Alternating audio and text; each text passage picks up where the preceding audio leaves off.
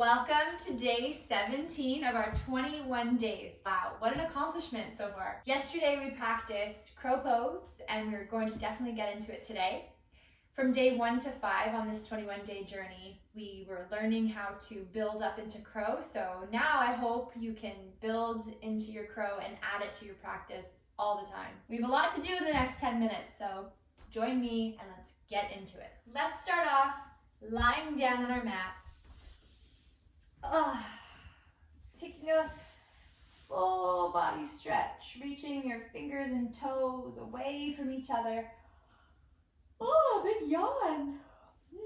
Okay, take your knees in, give them a hug, rolling from side to side a little bit, feeling your low back, feeling your right side and the left side. And take your legs straight up to the sky. Flex your feet and take your arms into cactus. Okay, and if it feels too much on the low back, you can take your knees down. But I want you guys to try to relax your upper body as much as you can. You can keep your legs up to do that. So soften the shoulders, open up the palms to the sky. Breathe in. And big sigh. Just allow your chest to feel heavy, arms heavy. Breathe in again. And sigh. Okay, reaching up to your right foot. Catch the back of your right knee and drop the left leg down. Keeping your toes flexed, you can activate your calf and your hamstrings. Breathe in. And switch sides, drop the right leg down and catch the back of your left leg. Breathe in. And exhale, switch again, taking up the right side, relaxing the left foot down. One more time, switch. But instead of dropping the right heel down, hover the heel over your mat, feet flexed. Gently lift your shoulders off the mat. Try to take your nose to your knee. Hold it here. As we start to switch the legs again, take your palms to the ceiling, switching the legs. Switch again. Whoa, core, right? Feeling that core starting to wake up a bit. Switch. Keep your shoulders lifted, eyes to your left toe. Now switch, eyes to the right toe. Breathe in. Exhale, keep switching the feet. We'll do 5 more. 5, 4, don't forget to breathe. 3, 2, and 1. Bring the knees in, drop your head. Breathe in. And exhale. Take your hands behind both knees. Let's rock and roll up and down your mat. And cross your ankles, step back into our downward facing dog. Make your way to down dog however you get there. I will meet you there. And once you are in your down dog, bend your right knee. And then your left. Bend the right knee and the left. Open up the feet as wide as your mat. Walk your hands about a foot away from where they were and let your heels drop down. Take your right hand, reach it over to your left ankle and just pull into a nice wide-legged stretch here. You want to shake out your head, no, and yes. And then switching sides, take the right hand down, lifting the left hand and reaching it up over to your right ankle. And again, just dropping your head, relaxing the body. There's really not much to do other than kind of enjoy the sensations. And if you find it hard, it's like, what are you talking about enjoying the sensations? Yeah, enjoy it. Enjoy the stretch. Yeah, why not? We're here for a short time, not a long time. Walk your hands now all the way back to your feet. Turn the toes out. Keep yourself propped up onto your fingers and send the hips nice and low. Then send the hips up. Come down nice and low again, tipping up as the hips go down. And then tipping back up towards the sky. Okay, sit a little bit lower. Yeah, hold yourself up, putting your left hand down and sweep the right arm up. Breathe in. Option to sweep up or just to the thigh. Gently opening up the chest. Then exhale, come down, switching hands. Starting to feel that in your hips a little bit, but sit into the heels, press into the right hand, lift the left arm up or to the thigh. Breathe in. And exhale, face down, hands down. Send the hips up and bring the feet into center. We will come into our crow pose, opening up the hands. Send your knees into the backs of your triceps. This is a perfect way to start. If you're still here, stay here, pressing into the hands and toes. Keep your eyes forward as you brace your belly.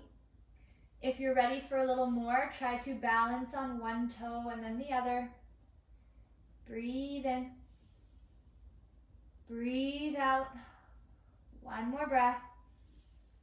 And come down into your child's pose, keeping the knees wide. Hands come out in front of you. Take 3 breaths here. Breathing in. Breathe out. Breathe in. Breathe out. Breathe in. And breathe out. Pushing yourself up on the forearms, walk the knees in.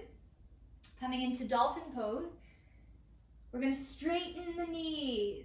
Oh, yeah, stretching out the shoulders. Take a breath in and a breath out.